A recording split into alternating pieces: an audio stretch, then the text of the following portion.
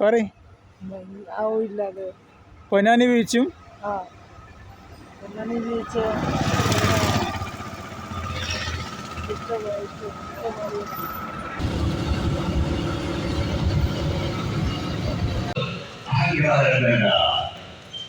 എന്തെങ്കിലും ഒരു നന്മ ലഭിക്കുമ്പോഴേക്ക് അഹങ്കരിക്കുക.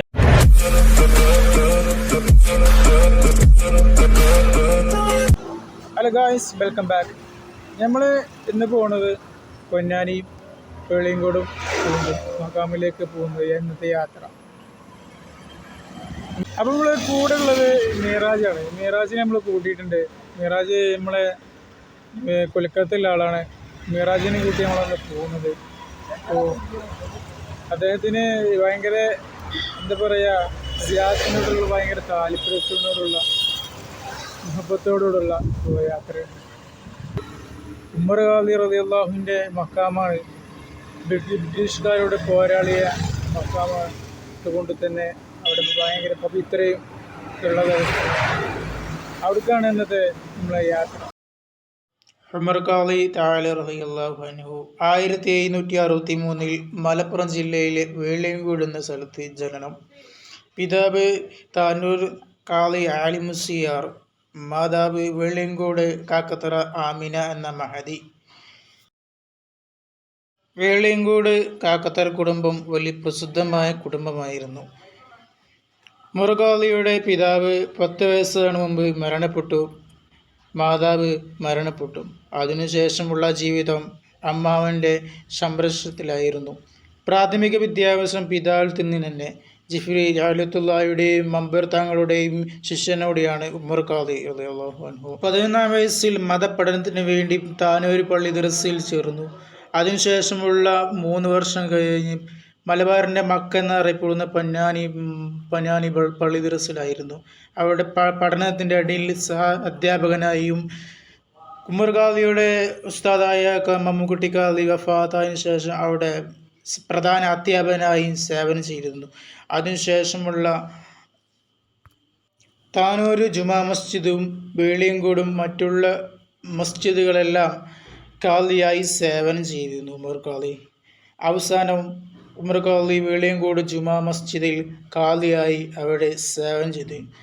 സമീപ പ്രദേശങ്ങളെല്ലാം മേൽഖാദിയായി എങ്ങനെ ഉമർ ഖാദി അറിയപ്പെട്ടു. ഉമർ ഖാദി ചെറുപ്പം മുതൽ തന്നെ കവിതകളുടെ നിഗൂഢനായ പ്രസിദ്ധനായ രചിക്കുമായിരുന്നു. കല്ലിലും കരിക്കട്ട കൊണ്ട് എഴുതുമായിരുന്നു.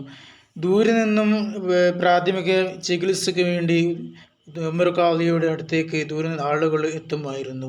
ചികിത്സകൾ ആയുർവേദ ചികിത്സയ്ക്ക് വേണ്ടി. ഉമർ ഖാദിയുടെ ബ്രിട്ടീഷുകാരോട് പോരാളിയ സ്വാതന്ത്ര്യ സേനാനി കൂടിയാണ് ഉമർ ഖാദി.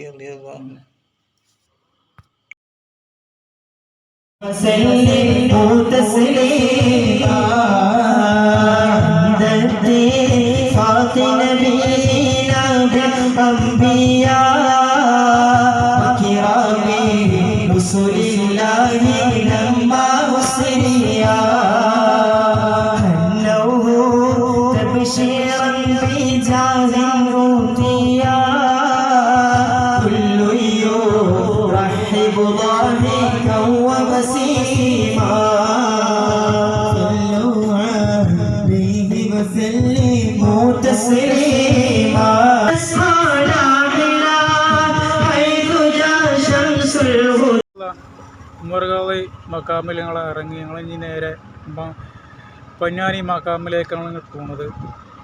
ഇൻഷാ അല്ലാഹ് അവിടുത്തെ ഉമർ ഖാദി അള്ളാഹുവിൻ്റെ ആണ്ട് നേർച്ചകൂടിയായിരുന്നു. അപ്പോൾ മക്കാമിൽ ഞങ്ങൾ സിയാറത്ത് ചെയ്ത് നേരെ പൊന്നാനി മക്കാമിലേക്ക്. പ്രത്യേകിച്ച് എല്ലാവരും വേണ്ടി നിങ്ങൾ ദ്വാരക്കുന്നുണ്ട്. നിങ്ങൾ ദ്വാരക്കുക. അല്ലാഹു സുബ്ഹാനഹു വ തആല എല്ലാവർക്കും തൗഫീഖ് നൽകട്ടെ സിയാറത്ത് ചെയ്യാൻ വേണ്ടിയിട്ടുള്ള. കൂടെ നമ്മളെ ഉള്ള മിറാജ് ഉണ്ട്. മിറാജ് ഞങ്ങൾ ഒരുപാട് യാത്ര. എങ്ങനെയുണ്ട് മിറാജ്? അത് സിയാറത്ത് സിയാറത്ത് നല്ലതാണ്. സിയാറത്ത് എന്ന് പറയുന്നത് മിറാജ് കൊൽക്കത്തയിലുള്ള ആളാണ്, ഇവിടെ കേരളത്തിൽ നിന്ന് ജോലി ചെയ്ത് എൻ്റെ കൂടെ ജോലി ചെയ്തു. അപ്പോൾ നിങ്ങൾ സിയാറത്ത് ചെയ്ത് നേരിഞ്ഞ് പൊന്നാനി മക്കാമിലെത്തി ഇൻഷാ അല്ലാഹ്.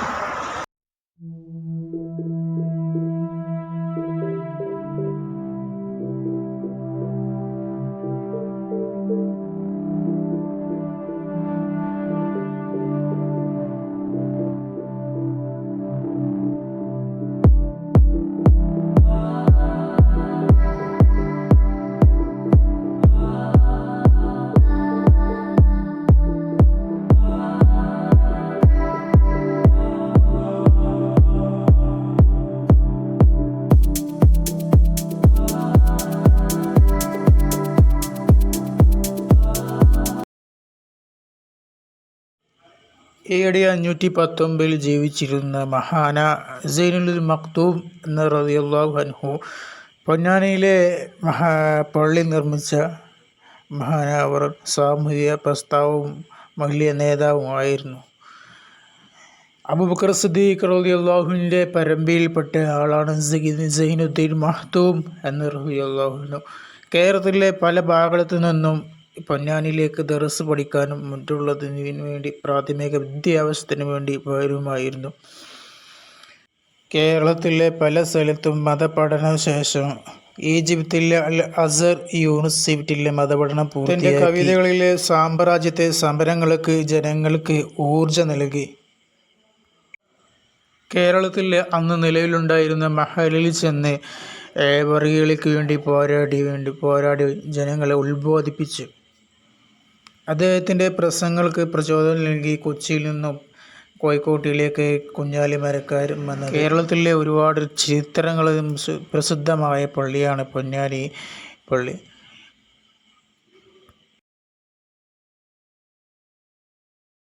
ഇൻഷാ അല്ലാഹ് നമ്മൾ പൊന്നാനി മഖാമിൽ ഇറങ്ങി നമ്മൾ സിയാറത്ത് ചെയ്ത് ഇറങ്ങി ഇൻഷാ അല്ലാഹ് ചെയ്യാം. അപ്പോൾ മിറാജ് എന്താണ് നമ്മളെ ഈ സിയാറത്തിലുള്ള അനുഭവം? നല്ല ജനതാവും പൊന്നാനിക്ക് ജിയാറത്തിൻ്റെ കോട്ടിലെ ജിയാറത്താവും രണ്ടോളം നല്ലത്. അപ്പോൾ ഇൻഷാ അല്ലാഹ് മിറാജ് പറയുന്നത് സിയാറത്ത് നമ്മളെ ജീവിതത്തിൽ പലപ്പോഴും നമ്മൾ ചെയ്തു കൊടുക്കണം. ജീവിതത്തിൽ സിയാറത്ത് അല്ലാഹുവിൻ്റെ മഹത്തുക്കളെ കൂടെ നിർത്തി അവരെ ദുആ ചെയ്താൽ ജീവിതത്തിൽ ഒരുപാട് ബർക്കത്ത് ഉണ്ടാകുന്നതാണ്. അതുപോലെ എല്ലാവർക്കും ഉണ്ടാകട്ടെ. നിങ്ങൾക്കും സിയാറത്ത് ചെയ്യാനുള്ള തോഫീക്ക്. അപ്പോൾ പൊതുവുള്ളത് ഞങ്ങളെ ലക്ഷ്യം വെച്ചത് വെളിയങ്കോടും പൊന്നാനി മഖാമും ബീച്ചുമാണ്. അല്ലെങ്കിൽ പൊന്നാനി മഖാമിൽ ഒരുപാട് വൈകിപ്പോയി. അപ്പോൾ ബീച്ചിലേക്ക് പോകാനുള്ള ടൈമില്ല. ഞങ്ങളിനി വീണ്ടും തിരിച്ചു പോവുകയാണ്.